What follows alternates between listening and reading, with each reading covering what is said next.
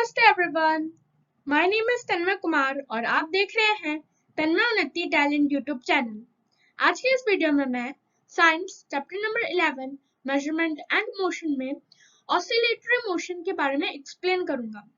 Friends, हम इस topic में देखेंगे कि ऑसिलेटरी मोशन क्या होता है विद इट्स एग्जांपल। तो चलिए शुरू करते हैं topic. This is our topic oscillatory motion. तो फ्रेंड्स, ऑसिलेटरी मोशन को जानने के लिए हमें सबसे पहले पेंडुलम के बारे में जानना बहुत ही जरूरी है। इसी पेंडुलम के थ्रू हम ऑसिलेटरी मोशन को भी जानेंगे, साथ ही हम ऑसिलेशन के बारे में भी पढ़ेंगे। So as you can see in the figure 11.13 oscillatory motion, so here two diagrams are given to represent the pendulum. तो सिंपल वर्ड्स में कहें तो पेंडुलम एक सिंपल इंस्ट्रूमेंट है या फिर एक टूल या डिवाइस है जिसके थ्रू हम ऑसिलेटरी मोशन और ऑसिलेशन को समझ सकते हैं। तो जब आप फर्स्ट डायग्राम देखते हैं यहाँ पर, तो ये एक पेंडुलम है जो मूवमेंट में है, ये मोशन में है पेंडुलम। फ्रेंड्स, जो पेंडुलम होता है इसमें क्या होता है कि एक स्फेरिकल मेटल बॉब रहता है, यानी कि जैसा कि आप यहाँ देख सकते हैं कि ये स्फीयर का बना हुआ है। ओके फ्रेंड्स, और ये जो स्फीयर रहता है ये मेटल का रहता है, इसलिए इसको मेटेलिक बॉब कहते हैं। इसी स्फीयर को बॉब कहा जाता है क्योंकि ये थिक और राउंड होता है, स्फीयरिकल होता है, इसलिए इसको बॉब कहा जाता है। तो ये जो मेटल की बॉब होती है, मेटल बॉब होती है, वो एक स्ट्रिंग से अटैच रहती है किसी भी ऑब्जेक्ट से या बॉल से या किसी भी सपोर्टिंग थिंग से।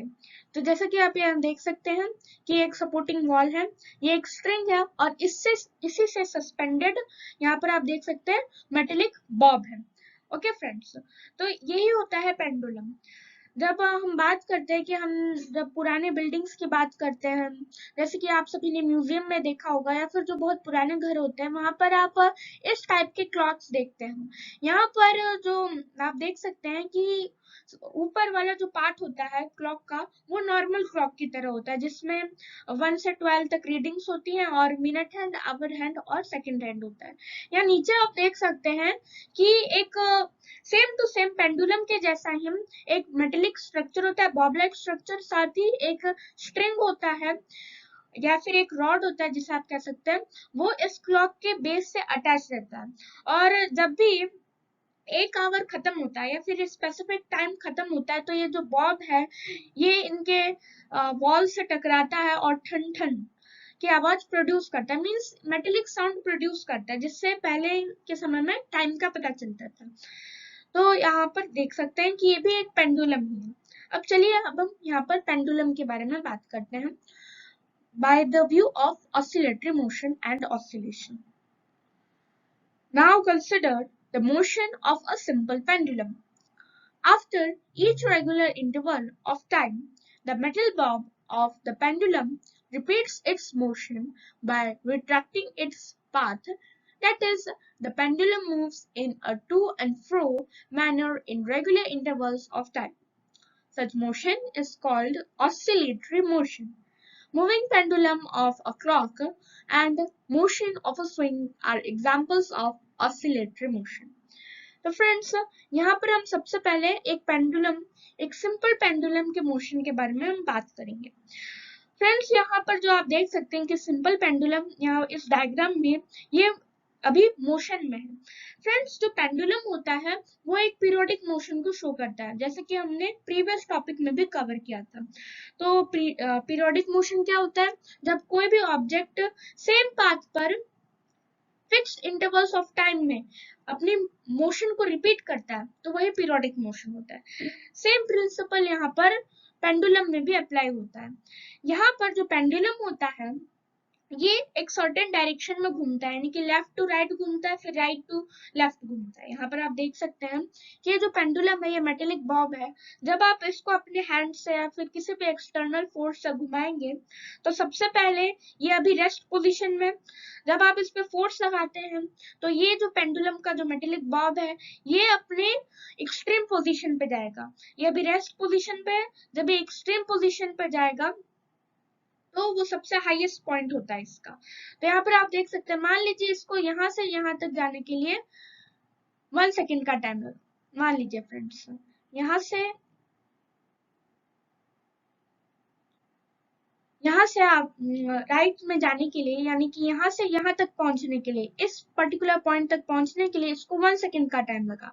साथ ही फ्रेंड्स, जब ये यहाँ से यहाँ गया, मीन्स फ्रॉम रेस्ट पोजीशन से लेकर ये राइट तक गया, और फिर जब ये राइट से रेस्ट पोजीशन तक वापस आता है तो इसको 1 सेकेंड ही लगता है। वैसे ही जब ये रेस्ट पोजीशन से लेफ्ट में जाता है और लेफ्ट से फिर रेस्ट पोजीशन पर जाता है तो उसको 1 सेकेंड का ही टाइम लगता है। इट मीन्स फ्रेंड कि यहाँ पर जो पेंडुलम है वो सेम पाथ को ही कवर कर रहा है, लेकिन फिक्स्ड इंटरवल ऑफ टाइम में कवर कर रहा है, यानी कि एट 1 सेकेंड। इसको हर कंडीशन में, हर डायरेक्शन में जाने के लिए 1 सेकेंड का ही टाइम लग रहा है, ना ज्यादा लग रहा है ना कम लग रहा है, फिक्स्ड ड्यूरेशन ऑफ टाइम में। और यही ये मोशन रिपीटेडली कर रहा है, यानी कि बार बार कर रहा है, तो इसी को हम पीरियोडिक मोशन कहते हैं। अब फ्रेंड्स, इसी वे में जब एक particular object to and fro motion में ट्रैवल करता है, यानी कि to and fro motion friends यहाँ पर होता है कि जब वो आगे और पीछे, टू यानी कि आगे और फ्रो यानी कि पीछे, टू एंड फ्रो। तो इसी तरह से जब भी कोई object to and fro motion में ट्रैवल करता है या फिर फॉरवर्ड एंड बैकवर्ड मोशन में ट्रैवल करता है फिक्स्ड इंटरवल्स ऑफ टाइम में and repeatedly, that is known as the oscillatory motion. जैसा कि आप यहाँ पर देख सकते हैं कि इस पेंडुलम में ऑसिलेटरी मोशन अप्लाई होता है। साथ ही जब हम इसके एग्जांपल्स की बात करते हैं तो जो यहाँ पर आप देख सकते हैं कि जो क्लॉक होता है, यहाँ पर जो एंशिएंट क्लॉक्स होते हैं वहां पर भी जब पेंडुलम लगा रहता है तो वो इसी प्रिंसिपल पर बेस्ड होता है, वो ऑसिलेटरी मोशन पर ही बेस्ड होता है। तो इस काइंड के मोशन को हम ऑसिलेशन कहते हैं। अब हम यहाँ पर समझेंगे कि ऑसिलेशन क्या होता है।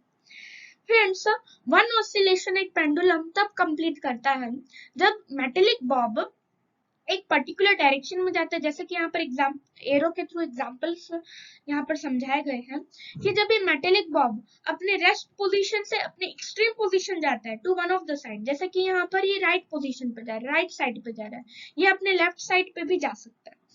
तो जब मेटेलिक बॉब अपने एक्सट्रीम पोजीशन पर जाता है और फिर अपने एक्सट्रीम पोजीशन से वापस अपने रेस्ट पोजीशन पर आता है, रेस्ट पोजीशन से आने के बाद वापस फिर आगे की तरफ बढ़ता है, यानी कि लेफ्ट साइड बढ़ता है तो अनदर साइड बढ़ता है, और फिर अनदर साइड से जाने के बाद वो फिर से अपनी रेस्ट पोजीशन पर आता है, तो उसे एक कंप्लीट ऑसिलेशन कहते हैं। फ्रेंड्स, ऑसिलेशन को कंप्लीट करने के लिए एक पेंडुलम को 4 स्टेप्स की जरूरत होती है, यानी कि रेस्ट पोजीशन से वो राइट जाता है, फिर राइट से रेस्ट पोजीशन पर आता है, रेस्ट से फिर लेफ्ट, और फिर लेफ्ट से रेस्ट। तो ये 4 स्टेप्स है, इन्हें आपको याद करना है। तो इन्हीं 4 स्टेप से एक ऑसिलेशन कंप्लीट होता है। ओके फ्रेंड्स, और इसी में एक टाइम पीरियड भी होता है। टाइम पीरियड में फ्रेंड्स यहाँ पर होता है कि एक ऑसिलेशन कितने टाइम में कंप्लीट हो रहा है। जैसे कि जब हम बात करते हैं कि यहाँ पर जो ऑसिलेशन है वो 4 सेकेंड्स में कंप्लीट हो रहा है। कैसे?